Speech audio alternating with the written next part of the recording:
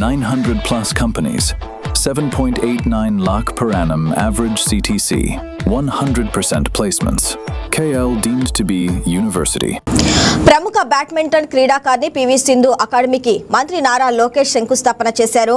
TDP ప్రజా ప్రతినిధులు, ప్రభుత్వ అధికారులు, పివి సింధు కుటుంబ సభ్యుల సమక్షంలో తోటగురువులో సెంటర్ ఫర్ స్పోర్ట్స్ ఎక్సలెన్స్ నిర్మాణ పనులకు మంత్రి లోకేష్ భూమి పూజ చేశారు. ముఖ్యమంత్రి నారా చంద్రబాబు నాయుడు చొరవతో ఒకే క్రీడకు పరిమితం కాకుండా ఏకంగా 9 రకాల క్రీడా విభాగాలకు శిక్షణ ఇచ్చేలా అకాడమీని విస్తరిస్తున్నామని పివి సింధు తెలిపారు.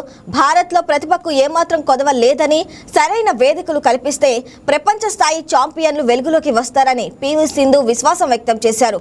విద్యార్థులు చదువుల్లోనే కాకుండా క్రీడల్లో కూడా రాణించాలని మంత్రి రాంప్రసాద్ రెడ్డి అన్నారు. ముఖ్యమంత్రి చంద్రబాబు నేతృత్వంలోని కూటమి ప్రభుత్వం క్రీడలను విశేషంగా ప్రోత్సహిస్తుందన్నారు. ఈ వారంలోనే 2 పెద్ద సంస్థలకు సంబంధించి కార్యక్రమాలు జరుపుకోవడం చాలా ఆనందాన్ని ఇచ్చింది. ఈ వేదిక పైన మాట్లాడే అవకాశం మీకు ఇచ్చిందని నేను చిన్న ఎగ్జాంపుల్ చెప్తాను. 15 years బ్యాక్ ఒక చిన్న పాపగా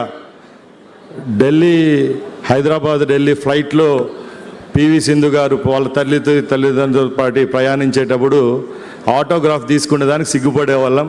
అదే అమ్మాయి పక్కల ఈరోజు కూర్చొని మేము ఈ గెస్ట్గా రావడం కూడా నా పూర్వజన్మ సుకృతం. దాన్ని కల్పించిన లోకేష్ గారికి మరొక్కసారి ధన్యవాదాలు తెలియజేసుకుంటున్నా. ఎందుకంటే ఆంధ్ర రాష్ట్రంలోనే కాదు, భారతదేశంలో క్రీడల్లో ప్రతి ఒక్కరూ రాణించాలని ఆంధ్రాను ముందుకు తీసుకొని పోనే మంచి లక్ష్యంతో పనిచేస్తున్న నాయకుడు ఎవరైనా ఉన్నారంటే చంద్రబాబు నాయుడు గారు. ఎందుకంటే ఈరోజు ఆంధ్ర రాష్ట్రానికి సంబంధించి ప్రతి ఒక్క సెగ్మెంట్లో మెడల్స్ వస్తున్నాయంటే ఆ రోజు ఆయన వేసిన బీజమే. ఆ రోజు ఆయన స్టార్ట్ చేసిన అకాడమీలు, ఎక్సలెన్సీ సెంటర్లు, స్పోర్ట్స్ స్కూల్స్ ఆ రోజు వేసిన బీజమే ఈరోజు సత్ఫలితాలు ఇస్తున్నాయి. సార్ చేసే ఎంకరేజ్మెంట్ అనేది ఎవరు చేయలేదు. అన్నీ ఆల్ ఇన్ వన్ పెద్దబాల శిక్షట్లో చంద్రబాబు నాయుడు అలాంటి నాయకులు ఆయన. ఎందుకంటే ఈవెన్ మంత్రులుగా మాకు తెలియనిట్టు కూడా సార్ చెప్పగలుగుతారు. ఒక గ్రామీణ స్థాయి నుంచి హైదరాబాద్ లెవెల్ వరకు ఎప్పుడు ఏ ఇయర్లో ఏ ఇన్స్టిట్యూట్ సాధించాను, ఎప్పుడు ఎవరితో కలిసి టెంకాయ కొట్టింది కూడా సార్ చెప్పే శక్తి చంద్రబాబు నాయుడు గారికి ఉంది. కాబట్టి ఈరోజు ఇలాంటి అకాడమీలు యునైటెడ్ ఆంధ్రప్రదేశ్లో ఆంధ్ర రాష్ట్రం విడిపోయిన తర్వాత కూడా ఇక్కడ ఏర్పాటు చేసుకోవడం జరుగుతూ ఉంది. ఇంకో విషయానికి వస్తే ఒక సామెత ఉంది, పులి కడుపున పులే పుడుతుందని. అలాగే ఒక విజనరీ లీడర్ కడుపున అలాంటి నాయకుడే పుడతాడు. ఎందుకంటే మా తల్లిదండ్రులు కూడా ఎమ్మెల్యేలుగా పనిచేశారు. మాకు ఇంతో అంత గర్వం ఉంటుంది. ఏ గర్వం లేని నాయకుడు ఎవరైనా ఉన్నారంటే మేము గత 20 సంవత్సరాలుగా చూస్తాం లోకేష్ గారు. ఎందుకంటే ప్రతి ఒక్క విషయాన్ని పేపర్లో రాసుకుంటారు, మొబైల్లో ఫీడ్ చేసుకుంటారు క్లుప్తంగా. నాకు ట్రాన్స్పోర్ట్ శాఖ ఉంటే కూడా స్పోర్ట్స్ ఇచ్చిన తర్వాత ప్రతి ఒక్క క్యాబినెట్ రోజు ఒక నోట్ ఫైల్ వస్తే దాంట్లో ఎక్కువ స్పోర్ట్స్కి సంబంధించినట్టే సార్ పంపిస్తూ ఉంటారు.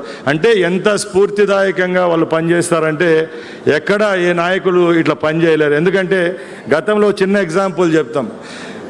భారతదేశం నుంచి ఎప్పుడైనా వేరే కంట్రీస్కి పోయినప్పుడు యూనియన్ మినిస్టర్కి ఒక ప్రివిలేజ్ ఉండేది, రెడ్ కార్పెట్ ఉండేది. దాన్ని కూడా తుడిచిపెట్టి వారం రోజులు ప్రపంచంలో ఏ దేశానికి పోయినా కూడా రెడ్ కార్పెట్ స్వాగతం పలికి ఎంఓయూలు చేసిన నాయకుడు ఎవరైనా ఉన్నారంటే రాష్ట్ర మంత్రిగా లోకేష్ గారు అని తెలియజేసుకుంటూ, అలాగే ఈరోజు ఇక్కడ ఈ అకాడమీని స్థాపించడమే కాదు, ఇలాంటి అకాడమీలు చంద్రబాబు నాయుడు గారు, లోకేష్ గారి నాయకత్వంలో ఈ రాష్ట్ర వ్యాప్తంగా రావాలి. తప్పకుండా ఈ క్రీడాలోకం నివ్వెరపోయే విధంగా గల్లీ స్థాయి నుంచి ఢిల్లీ స్థాయి వరకు మన ఆంధ్ర రాష్ట్ర కీర్తి పతాకాన్ని ఎగరవేసేదానికి ప్రతి ఒక్కరు కృషి చేస్తారని తెలియజేసుకుంటూ. Everyone was wondering whether I had to come to present a project or invite sir to a wedding. I expected to explain the project and to receive CM Garu's blessings, take a photograph and leave. Instead, the meeting became a Viva exam. He asked why we planned in this way, whether it could be better and how it would serve generations 100 years from now. I went in for blessings and came out with homework. More importantly, CM Garu gave me a perspective. He made me understand that when a state places its faith in you, the responsibility is to build for generation, not simply for today, he told me. And he told me, Sindhu, if you are building something, build it thinking about the next 100 years. And I mean, I was stunned by what he said, and of course there was a lot of homework to do. Driving back home, Datta and I, my husband, of course, Datta, I asked ourselves, were we dreaming big enough, or were we constructing a facility or building a legacy? So we stopped rushing.